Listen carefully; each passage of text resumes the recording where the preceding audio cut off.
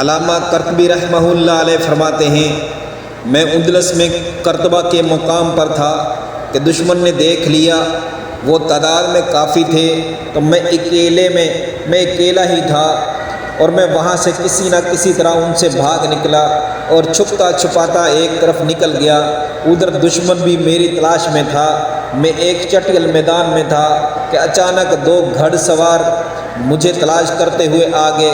چھپنے کی کوئی جگہ نہ تھی، مجھے اور تو کچھ نہ سوجی۔ میں ذرا نشیبی زمین پر بیٹھ گیا، سورہ یاسین اور دوسری صورتیں پڑھنا شروع کی۔ اچانک وہ دونوں میرے پاس سے باتیں کرتے ہوئے گزر گئے، پھر تھوڑی دیر کے بعد دوبارہ ان کا گزر میرے سامنے سے ہوا۔ میں اسی جگہ بیٹھا رہا، میرے کانوں میں ان کی گفتگو کی آواز آ رہی تھی۔ ایک دوسرے سے کہہ رہا تھا، لگتا ہے وہ آدمی کوئی شیطان ہے، ورنہ ہمارے سامنے اس میدان میں تھا، اب نظر نہیں آ رہا۔ دراصل اللہ تعالیٰ نے ان کو وقتی طور پر اندھا کر دیا تھا۔ وہ میرے سامنے سے گزرے اور واپس بھی آئے۔